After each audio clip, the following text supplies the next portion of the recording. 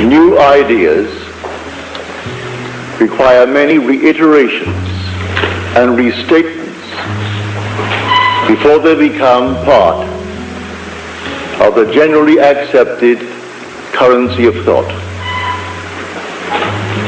The idea that I've been trying to get over since I started back in 1938 is still new. It comes as a shock to anyone who hears it. And even after you've heard it for years and years and think you're living by it, I've discovered that one is not really living by it. It has not yet become a part of their thinking. And it is that imagining creates reality. I say this because I identify imagining with God in action. To me, man is all imagination, and God is man, and exists in us and we in him. The eternal body of man is the imagination, and that is God himself. If by God I mean the creator of the universe, the maker and the master of the whole vast universe, and I identify that creator with the human imagination, then man should be more careful as to what he is imagining. So I can give lip service to the statement, imagining creates reality. And yet if I'm observant in the course of a day, if I observe what I'm imagining, I would find unnumbered moments in my life, in one 24 hours or rather, the waking 18, where I am imagining things I do not wish to experience. If I really believed that imagining creates reality, I would be more careful, more concerned about what I'm imagining. So I will give it lip service and say imagining creates reality and go blindly on imagining anything other than what I want to create, beginning with the morning paper and reacting to things that you do not know, whether they be true. They could be planted by some press agent, planted by some lobbyist. You do not know. And here we react as we read, and then we go through the life in just 24 hours and find that most of the 24 hours we spend imagining what we do not wish to experience. Well, now, if I have dared to assume that I am now the man that I want to be, and I persist in that assumption, watching my mind morning, noon, and night, so anything that I find myself dwelling upon that is in conflict with that assumption, I ignore it, I put it aside. I will be faithful to this divine vision, the vision of myself. So anytime I catch myself daring to feel less than the thing that I'm feeling or trying to externalize in my world, I simply stop it and go back to that assumption that I am the man that I want to be. If I persist in it and it becomes a fact, then I've found him. I don't observe imagining as I do objects in space. I am the reality that is called imagining. So you don't see God because God is spirit, but you see the results of his activity in you. He is active in you as you imagine. You're completely free to imagine good, bad, or indifferent. So you simply select what you want to imagine. Would you like to be, and you name it. Well, you say, but I don't have the background for it. I do not have any of the qualifications for it. It doesn't really matter. If imagining creates reality, you do not need the qualifications that the world thinks you need. All you need do is simply to boldly assume that you are the man, the woman that you would like to be. And if it proves itself in performance, then you found it. Well, I have seen it numberless times in my 34 years of teaching. I started back in February of 1938. And here I am, this is February of 1972, and I'm yet to see it fail. If we, the operant power, applies it. It doesn't apply itself. we are the operant power. For in man is God, and God is man's own wonderful human imagination. So if I dare to assume that I am the one that I would like to be, well, that's God who's doing it. So how will I turn then to God tonight? Say a half dozen people asked of me tonight. It takes no time. They voice their request.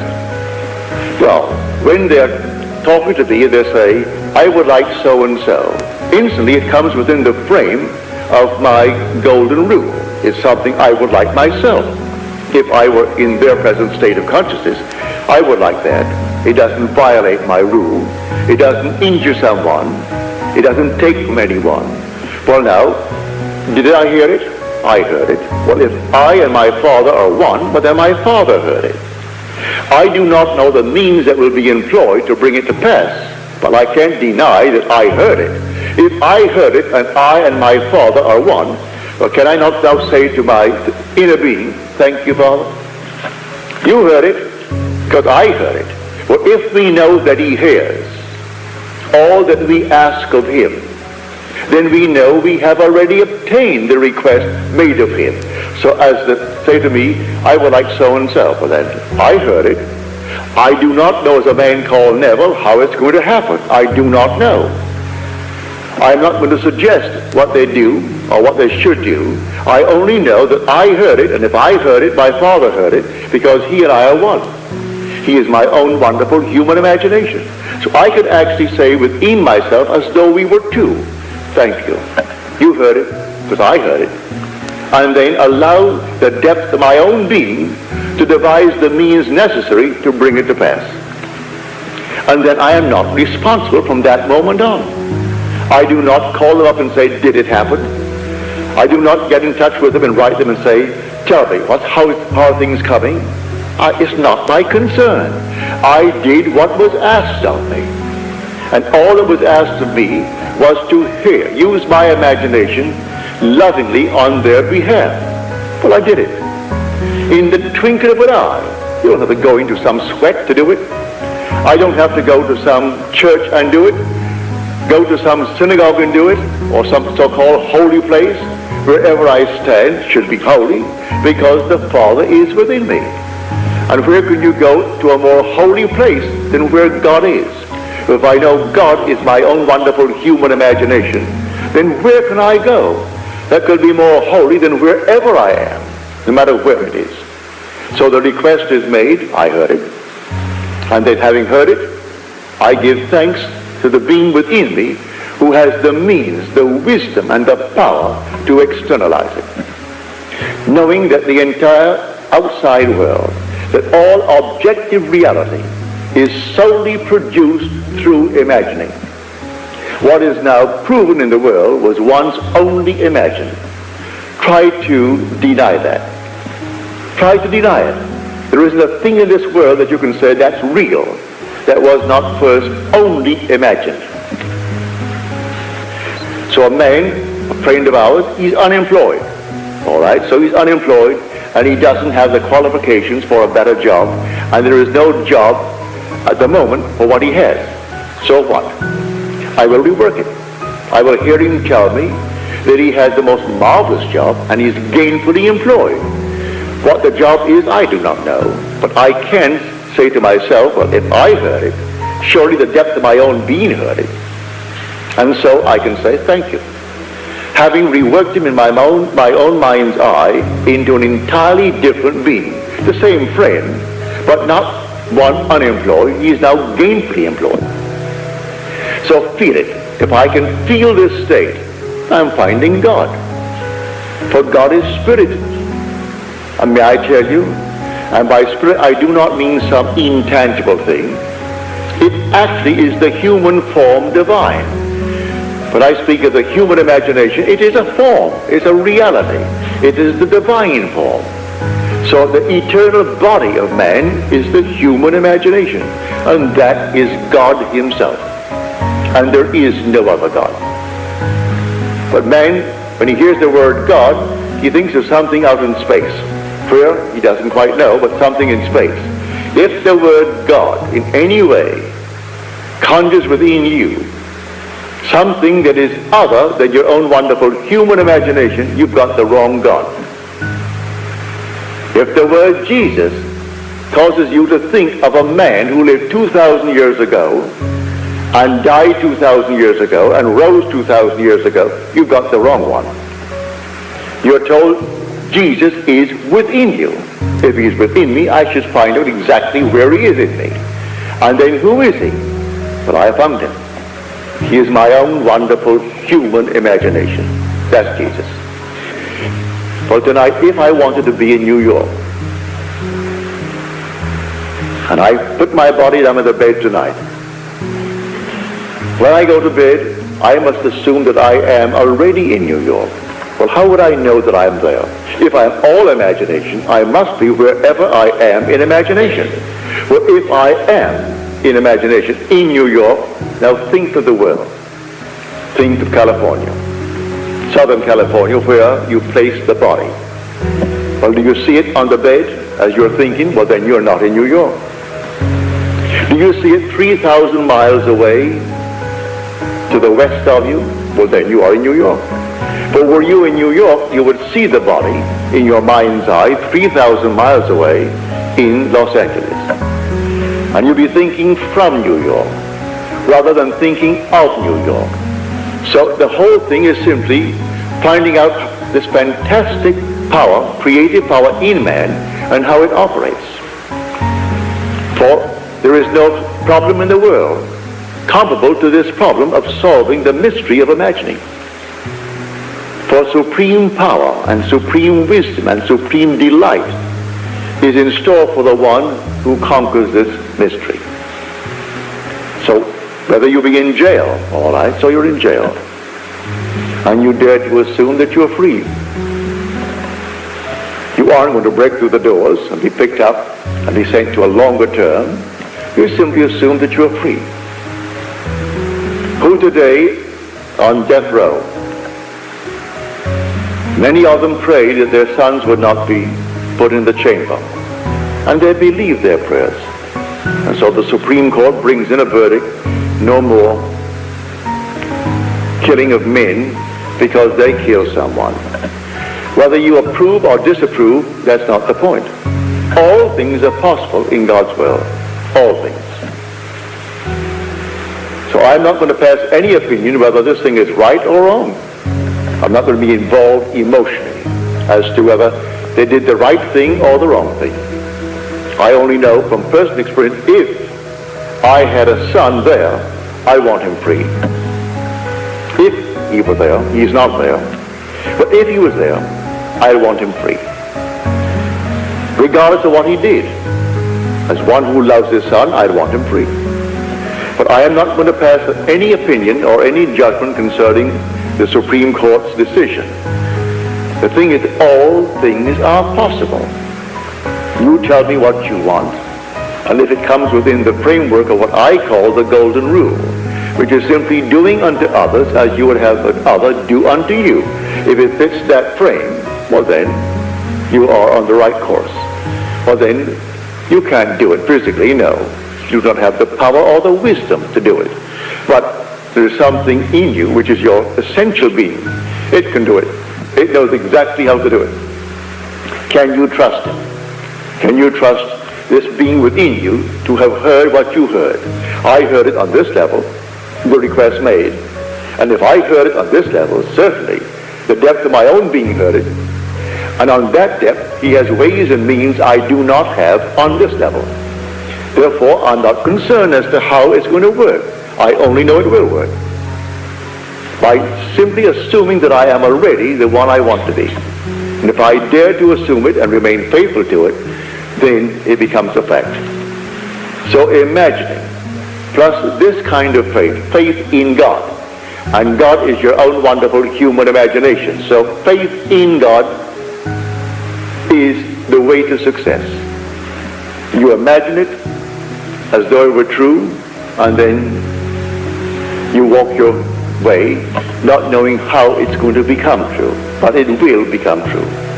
And I invite you to test it. Just try it. Cost you nothing. And if I take from you your gods, then it's a blessing. If you can lose your God, it's a good thing, because the real God you can't lose. And you can never lose we. You can never lose the sense of I am. You can lose everything else, but you can never cease to be aware that you are. That's God. And so if I can't take that from you, well, then I can't take the real God from you. But if I can take any other thing from you, and you worship it, you have the false God. And I did you a service in taking anything but the reality, because I can't take the reality from you. So all outer services and ceremonies, they mean nothing. Nothing. Go about your Father's business, which is yourself, doing noble things in this world, imagining the best, and it will come to pass. That's why I say, if it seems that I reiterate and restate night after night after night, it's essential. Because if you're perfectly honest with yourself this day, and you observe what you are imagining in the course of one day, you'll be ashamed of what you imagine. And yet you are imagining things you do not want to happen. And yet you will give lip service to the statement, imagining creates reality. And then one moment later, a friend of mine up in San Francisco, she was a friend of a mutual friend, and they didn't get on very well, only at moments. One night, riding with her, we went down, maybe 75 miles down the peninsula for a dinner. Lovely dinner, and all the way back, this very, very heavy fog. You could hardly see a few yards before you. And she was talking of this friend of mine, who she claimed to be a friend of hers. And she would rant against this woman. So and so and so, I wouldn't even print it. You couldn't print it. It burned the page. And then at the end of her statement, she would say, God bless her soul. She kept up the entire 75 miles, blasting this woman, and then she would qualify the whole thing, and it was all forgiven. God bless her soul. So she is still here. The other one has gone from this little section of time, and she's still playing the same part, using her imagination in every way she doesn't want in this world. And things went from bad to worse in her world. And they're still that way. And she can't for one moment believe she is the cause of the phenomena of her life. Oh no, she can't for one moment. And yet I had one long 75-mile drive with her, where it would take a whole lifetime to reap that harvest. What she said in that long drive from dinner back home. So man has a very weak memory, and he doesn't remember when he did these things. But there's a depth in man who does not forget. So you don't recognize your own harvest, but it couldn't make a mistake. Everything is after the identical seed. You plant a seed. What seed was it? Well, you've forgotten what it was. Well, wait till the tree comes up, you'll know.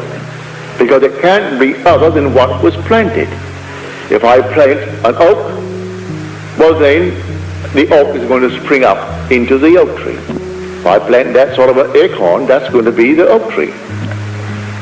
But if I plant something else, well then wait. If I've forgotten what I planted, wait, the harvest will show me. And man denies his own harvest. So I'm telling you that your own wonderful human imagination is God. Why repeat unnumbered stories that I've told you in the past? I could start with new ones, but what? You know the technique. And the technique is simple. If all things are created out of man's human imagination, well then let him start imagining what he wants to be.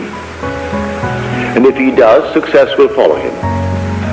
But in the meanwhile, try to prune the plant. Because when you hear for the first time that your imagination is God, it's an awful shock. Because as the poet said, behold this vine.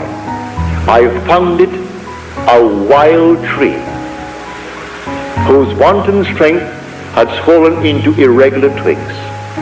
But I pruned the plant, and then it grew temperate in its vain expense of useless leaves, and knotted, as you see, into these clean, full clusters to repay the hand that wisely wounded it. So when you first find that the vine spoken of in the Bible, I am the vine of eternity, I am the true vine, And my Father is the vine dresser. And you discover, well, that vine is my imagination. Well, then the whole thing went into leaves, useless leaves and branches. It was not producing grapes. Then I start to prune the tree by observing what I'm imagining in the course of 24 hours. It becomes a habit. Then the next day, I do a little bit better. The third day, better still. By the end of a week, I am in the habit now of watching what I'm imagining. And don't wait, instantly prune it. Stop it. Stop imagining. Don't indulge yourself. I have heard people say to me, but just one more second. It's such a pleasant thing to tell him off. And so in his mind's eye, he's telling off someone, all in his imagination, knowing he's going to reap the fruit of it. Now, if you know that, you aren't going to simply spend an extra 5 seconds of precious time in finishing that emotion, stop that emotion, and get on a new trend. And then you prune the plant. And finally that plant's going to reward you with clean, full clusters because you wisely wounded it. And then you keep that vine going. And the vine will pay enormous dividends. I know from experience. When you go to bed at night, let your last thought be something noble, something wonderful, that you are now, or those you love are now, what you would like to be. And drop off into the deep in that state. And make it a habit. As we are told, you plant a seed, and then the seed becomes an act, and the act becomes a habit, and the habit becomes a character. So if I seem to repeat myself, it's because I have to. Because if anyone here tonight could honestly tell me that in the course of 24 hours, they have observed what they were imagining and had not a thing to find fault with. Well, I would like to hear that, and I will not call you a liar because I'm not here to judge. But it would be a marvelous thing if you could tell me that. But I know that all of us are victims of habit, and we get into the habit of this internal conversations that are not pleasant. And we think that no one observes, no one sees. They thought because they did it in the silence that no one knows, when the only reality is their own wonderful human imagination. And that is fully aware of what man is doing, and rewards man, good, bad, or indifferent, with his imaginal act. Now, no one can tell me that you could not tonight start to become, if you want to be prosperous, that's a relative term. What you mean by prosperous would not be what another means by it, but what you, and just take yourself, what would it feel like if it were true? Just what would it feel like? And then go about your business feeling as though it is true. Instead of spending your precious time reading about Howard Hughes. Well, who cares? I asked a friend of mine who asked me if I'm following the story. I said, you know, he doesn't know me. And I don't know him. And I'm quite sure that if I met him, he would not really buy me a sandwich. So what am I concerned about? He doesn't pay my rent. He doesn't buy my clothes. He doesn't contribute to my way of living. And I am supposed to be concerned about what he's doing? He doesn't interest me. None whatsoever. So I must spend my precious time reading about Howard Hughes. My heart almost goes out to the man Irving who wrote the thing, because the so-called wise editors of Life and the wise ones of the other one got taken, and they're so wise, taken for $500,000. And so I'm not saying that I would want to duplicate it in my life, but it almost serves them right to pull that upon the people and throw it. Who cares about Hughes really? What is his contribution to life? So he has made $2 billion. So what?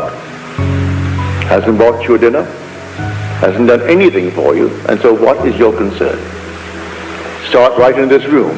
You're wearing clothes. You're sitting on chairs.